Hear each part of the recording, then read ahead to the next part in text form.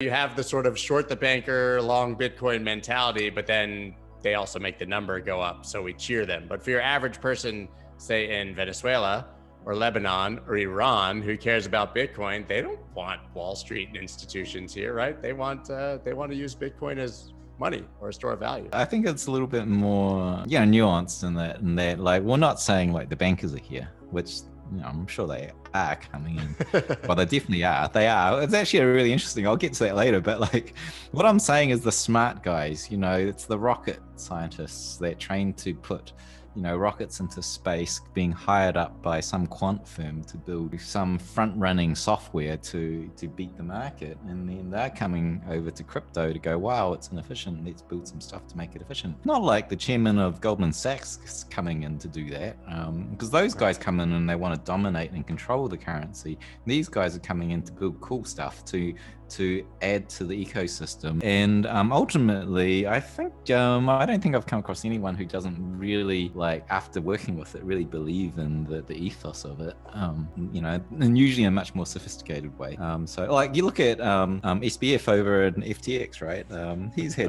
He's exactly that, what I'm talking about, like a little bit of Wall Street background and coming over like, whoa, look at all this stuff, let's build some cool shit. That's what I'm talking about. And then meanwhile, you got the bankers coming over, and they're coming over in a really interesting rock and a hard place, because they make commercial and retail banks make money by essentially propagating debt and expanding the money supply, through their process of loaning out and then getting deposits and loaning out, and they expand the money supply. And effectively, the central bank goes down through this food chain, and now with central banks effectively saying, we're cutting you guys out, we're going to issue our own currency, central bank digital currencies.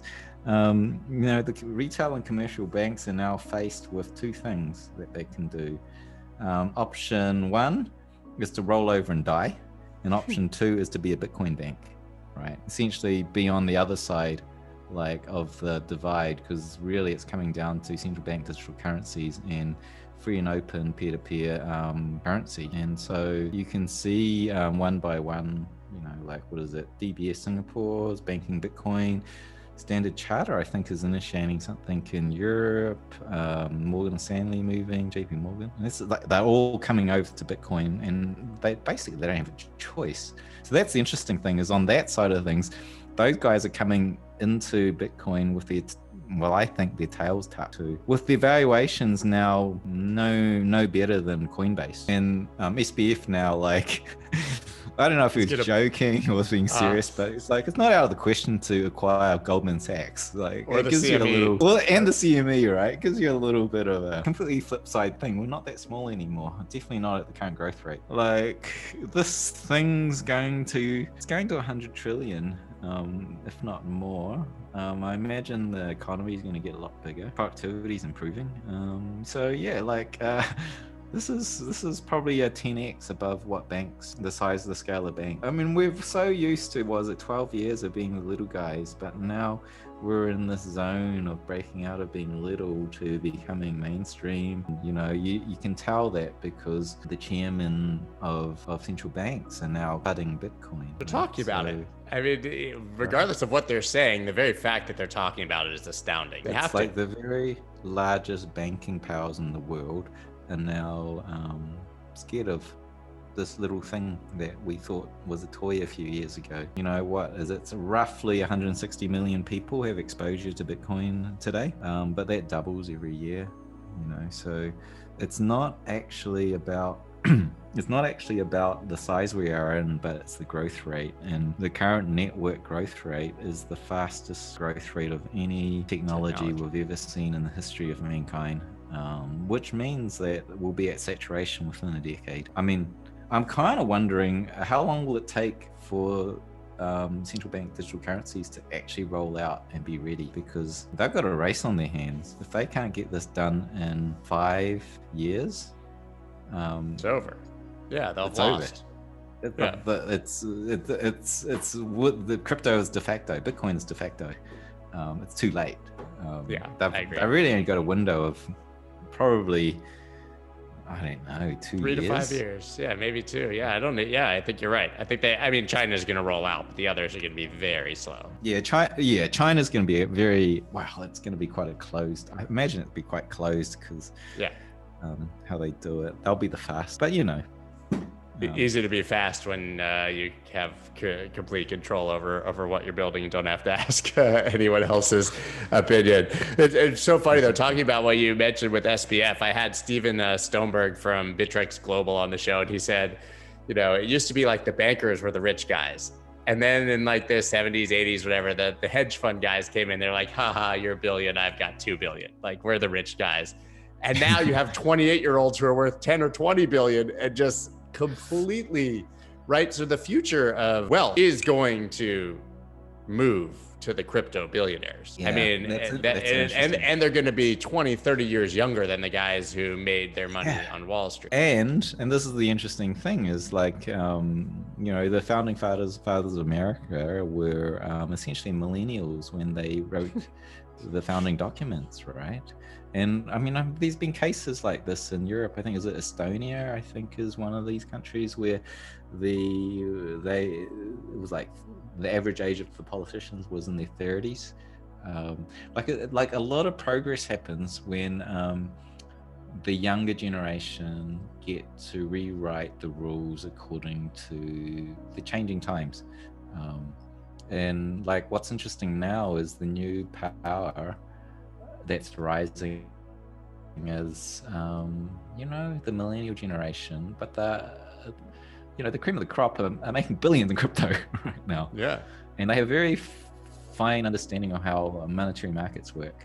So I see a huge power change. Right now it's like if you ever read the book The Fourth Turning, it really describes every 4 generations they go through archetypal kind of changes, and every fourth turning, last one was the Great Depression going into World War II, and we had a major shift of regime and infrastructure change. All the strong institutions that were built in present day was built then with high integrity, and now they've been dismantled. And we're actually in that fourth turning, in the 4th generation of that happening now.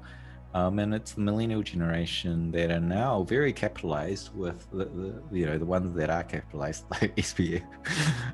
We're very, it's new values. It's going to be a really interesting time in the next 10 years. I think it's a ridiculous amounts of change we're going to have.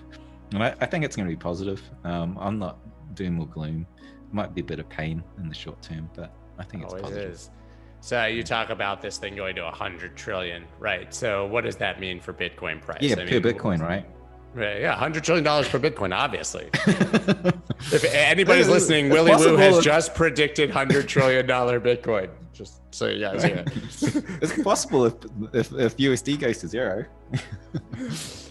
But reasonably, cycle tops, is there a last cycle? Does it eventually just become a stable asset, because it's a standard? Where's this thing going in your mind?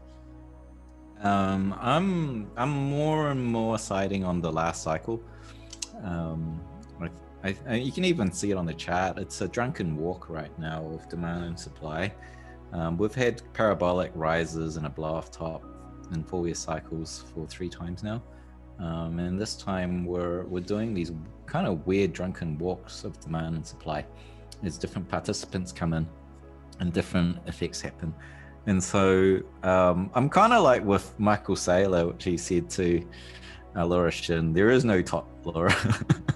I think we might just not have these 4-year cycles because they're predicated on a supply shock from the halvening. Every 4 years, the sell pressure from miners halves, and the sell pressure from miners is getting pretty small now. We're at 1.7% inflation rate per year from miners, and the next halvening goes from 1.7 to like 0.8% or something like that. That's infinitesimal in a supply shock when exchanges are already almost double that. Like the sell pressure from exchanges, if they were to sell all of their fees revenue into fiat, not saying they do, but they do sell some of it. the potential for their sell pressure is 2 times what mine is 2. The sell pressure from Grayscale's ETF, well, it's not an ETF, but their management fees of 2% is about 5% of all the miners combined right now. So as ETFs start to climb, their sell pressure comes in. So there's all these kind of mature market like demand supply impacts that are really starting to reduce what impacts miners have, which is what the 4-year cycle is predicated on. So I think we're now in the last cycle, and some people say, oh, we're getting lengthening cycles. No, it's just like we've just made a binary shift from 4-year cycles into correlations in demand and supply to macro markets.